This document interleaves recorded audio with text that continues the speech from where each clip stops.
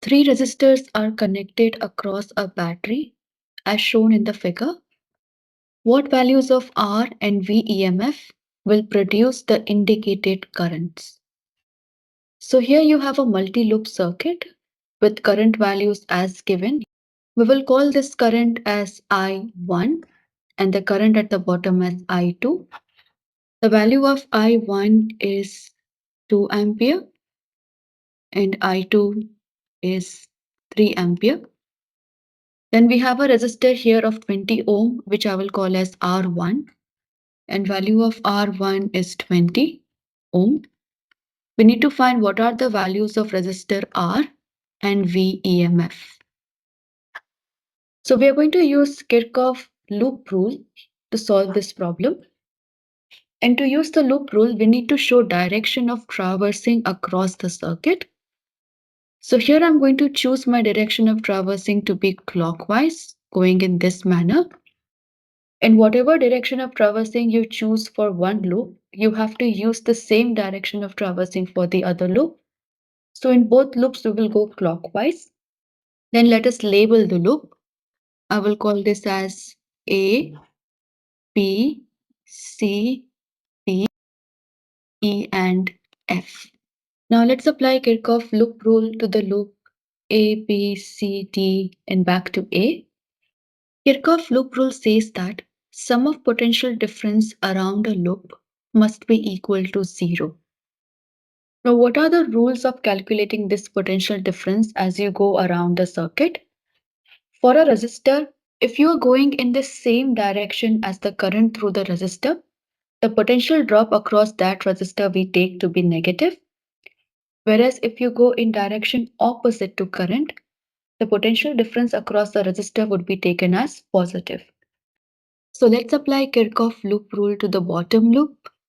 As we go from A to B and from B to C, the current through resistor R is going in direction opposite to our direction of traversing. So here we are moving in direction opposite to current.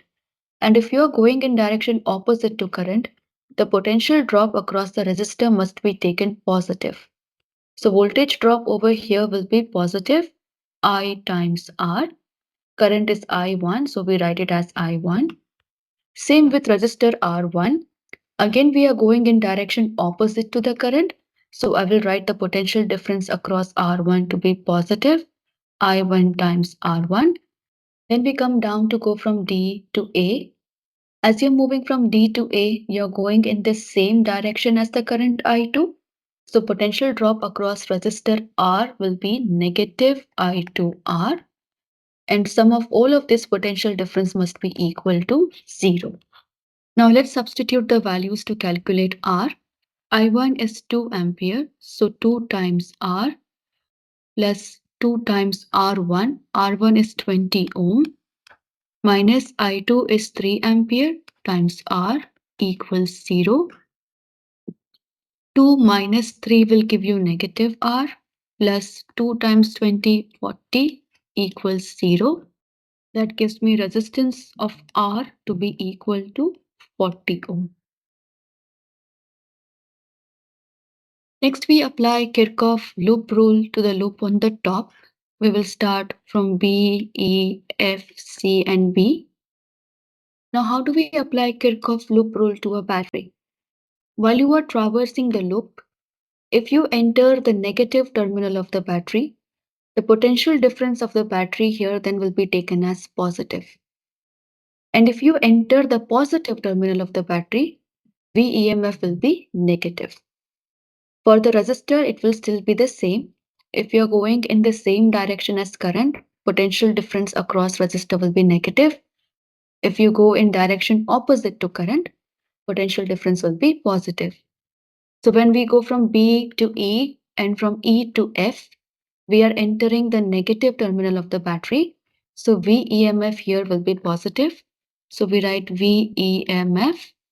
Then from F to C, and from C, we are going in the same direction as current I1. So potential drop across R1 will be negative I1 R1. Same with resistor R, we are going in the same direction as current. So potential drop will be negative I1 R. equals 0. So I can write VEMF to be equal to, move all of these terms to the right hand side, you get I1R1 plus I1R. Take I1 common, R1 plus R. Now substitute. VEMF will be equal to, I1 is 2 ampere, R1 is 20, and R we found from the previous problem as 40 ohm. And when you solve this, you get VEMF to be equal to 120 volt. So this is how you can apply Kirchhoff loop rule to find the missing quantities in a problem.